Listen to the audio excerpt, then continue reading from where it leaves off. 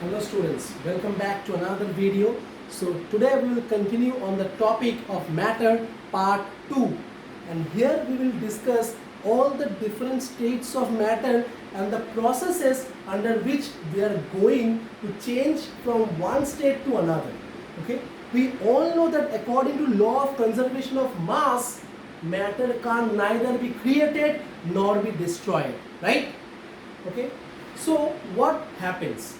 Matter can be transformed from one state to another. Okay, so what are the main two conditions by which you can transform matter from one state to another? Number one, student, temperature. Number two, pressure. Okay, if you want, note it down in your textbook. Okay, number one is temperature, number two is pressure. So first we will discuss the topic how temperature is affecting the molecules inside a particular state of matter and how the change is being taking place. So suppose you have taken an ice cube and you are holding in your hand, right? But after 1 to 2 minutes you will see that the ice starts melting. Why?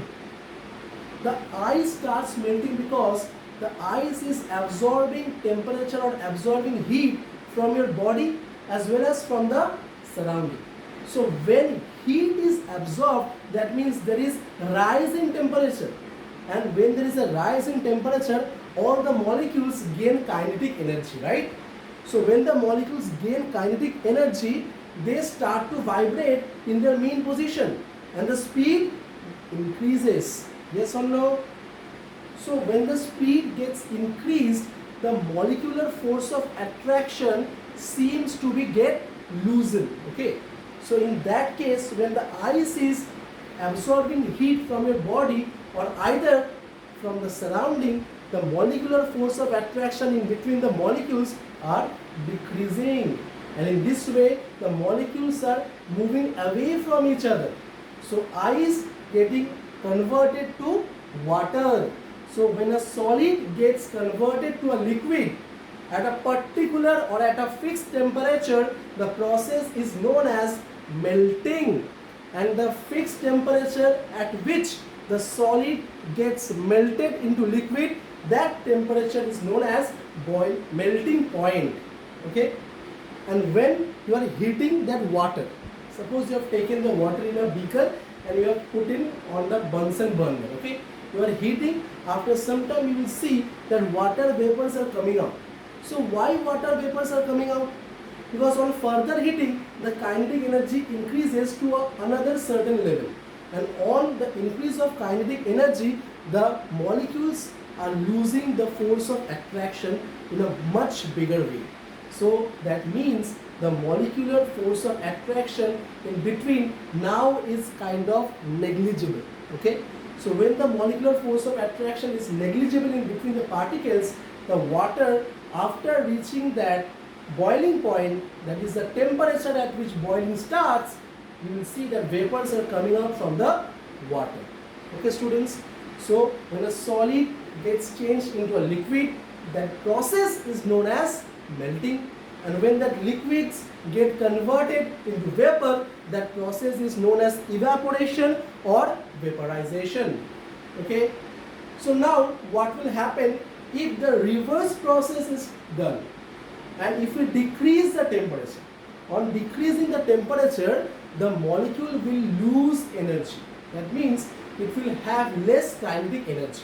So due to less kinetic energy, the movement of the particles will also slow down, and due to this the molecules are coming slowly close to each other, and when the molecules are coming close to each other, that gas or vapor is getting converted into liquid, which is known as condensation, and the liquid on further cooling comes to another phase or another state, that is solid.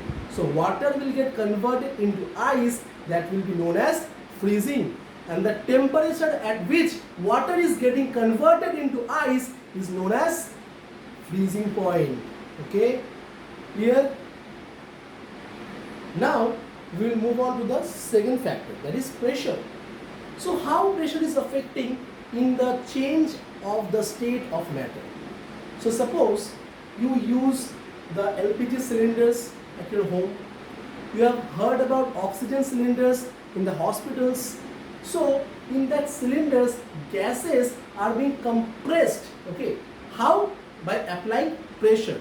When the pressure is applied at a higher extent, the molecules come closer, and in this way we compress those gases inside the cylinder and they get converted into liquid.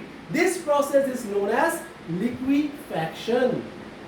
Okay, and these are the main states of matter processes which can be called as interconversion of states of matter. Okay, and one last process is there, that is sublimation. Okay, you have seen naphthalene balls, you have seen camphor which we use during pujas, right? So that are in the state of solid. So these naphthalene balls are in the state of solid, but they does not reach the stage of liquid. They gets directly converted into gas. Okay, so this process in which solid is getting converted into gas is known as sublimation. And when that sublimable solid, after getting converted into gas, the gas will also get converted into that solid, or it can be called as a reverse process, which is known as deposition. Okay, bachcho? And from here what we can conclude, in all these processes where the conversion from one state of matter to another state is done, no new substances are formed. No new substances are formed. Okay, so what type of change is this? A big question mark. If you know, do comment below in the comment section. Thank you. See you in the next video. Stay healthy, study well, be fit.